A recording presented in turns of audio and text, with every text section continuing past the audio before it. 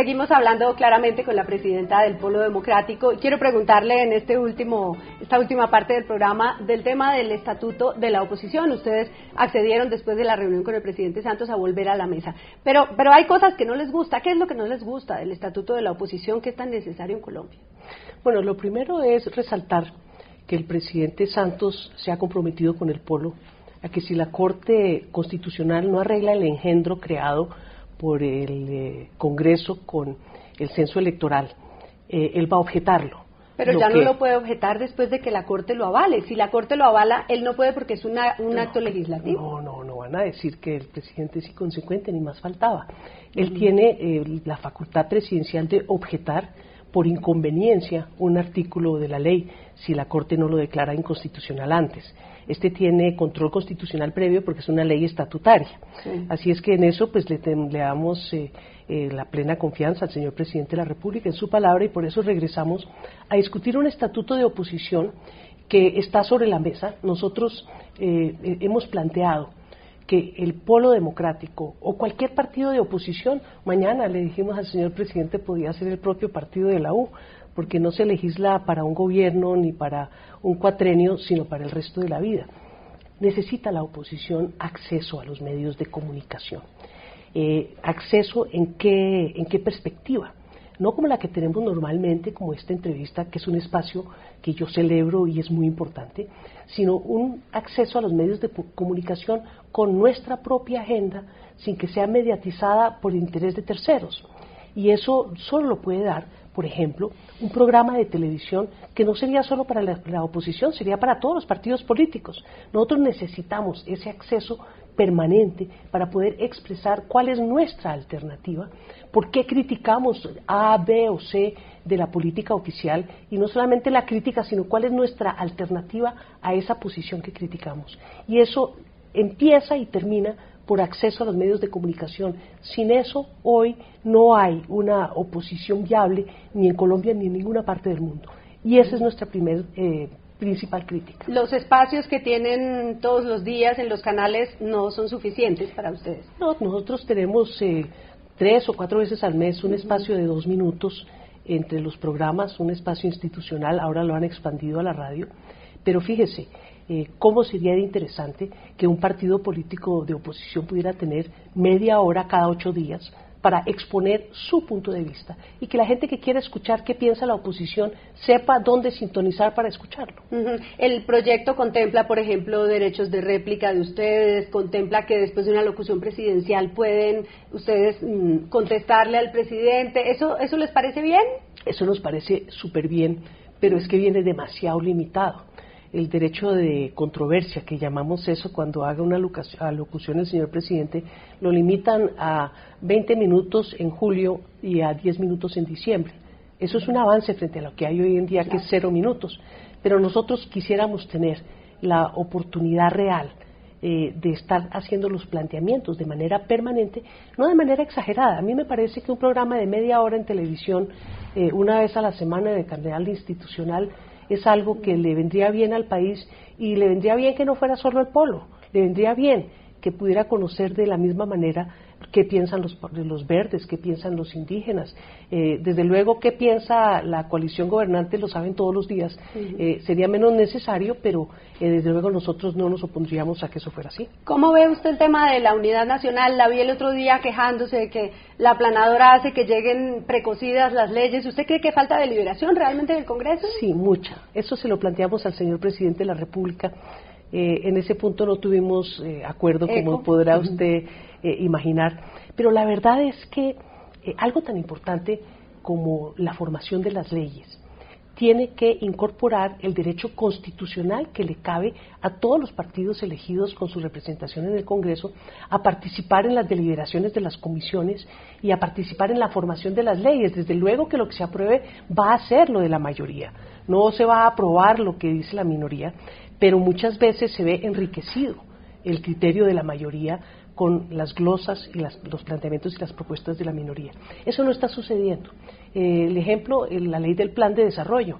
Hicieron una sesión de una tarde, creo que fueron unas 4 o 5 horas, y yo les hice el cálculo, 1 minuto 20 segundos por artículo. 218 artículos que modifican más de 25 leyes de la República y en materia grave. Entonces sí, hace falta deliberación en el seno del Congreso de la República, que no puede ser reemplazada por la Mesa de Unidad Nacional como viendo siendo hasta el momento. ¿Por qué el Polo tiene tantas reservas en el tema de la ley de víctimas? Todo el país está diciendo, miren, necesitamos esa ley de víctimas, hay un sector pues que se ha opuesto, pero es raro que el Polo esté oponiéndose. No tiene nada de raro. Nosotros creemos que hay que legislar para las víctimas, pero lo que no podemos es decir que la ley en su estado actual favorece a las víctimas, todo lo contrario. Le han introducido incluso cambios que desmejoran lo que se había planteado inicialmente. Caso concreto, por ejemplo, el derecho de superficie, que en nuestro criterio legaliza el despojo. ¿Qué significa el derecho de superficie? Que lo vi en la carta del presidente Santos y le confieso que no lo entendí. El derecho de superficie es una norma que aterrizó en la ley de víctimas, que permite que cuando el campesino despojado llegue con su escritura y le reconozcan su predio, si alguien más lo está cultivando, entonces no le devuelven su terreno para no desmejorar una actividad económica de plantación, por ejemplo, de palma africana, y le pagarán un arriendo mensual por su terreno, pero nunca se lo van a devolver. Es algo verdaderamente peligroso porque podría llevar a la legalización del despojo de las 5 o 8 millones de hectáreas que hemos visto. Hay cosas muy graves en la ley de víctimas. Por ejemplo, el derecho a la educación, el derecho a la salud, que en Bogotá se le da a todos los bogotanos. En el caso de una víctima de la violencia, se lo confunden con reparación. No, la reparación es otra cosa. Pero dicen que si le dan una atención prioritaria, si lo saltan en la fila, por ejemplo, si se puede considerar reparación, ¿no está de acuerdo?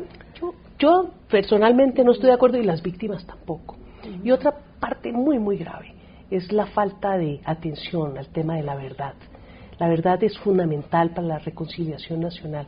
Entonces nosotros le hemos enviado una carta al señor presidente de la República con una serie de glosas, algunas de las cuales hemos comentado, y hemos solicitado que sean tenidas en cuenta para que podamos nosotros pensar en votar favorablemente la ley.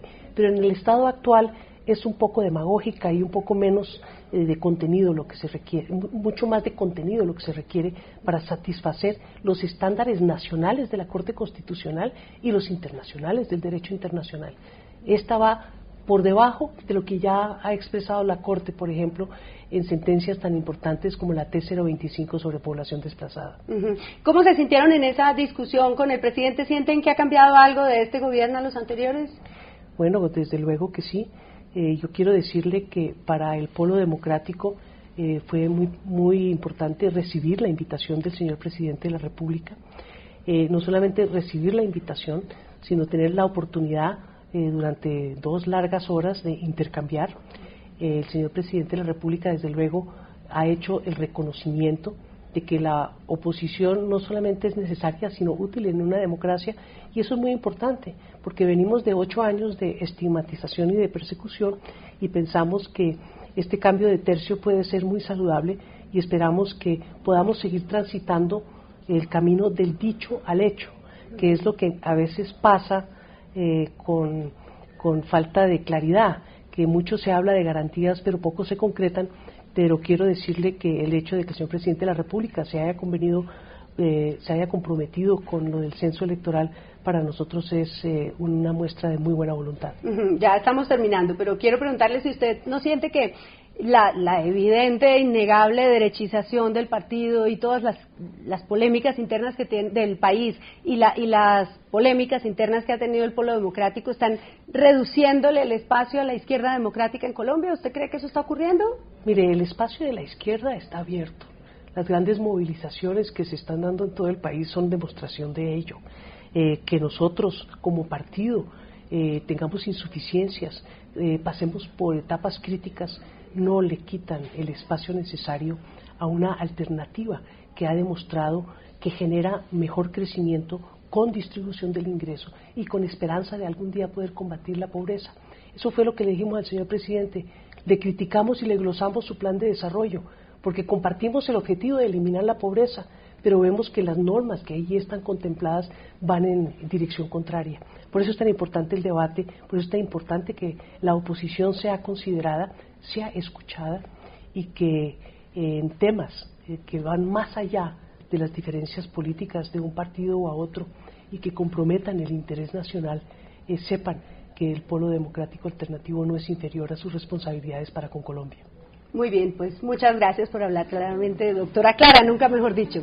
A ustedes, gracias por la atención y por escribirnos a nuestro correo electrónico claramente@canalrcn.com y a nuestro Twitter @claramentRCN. Feliz noche.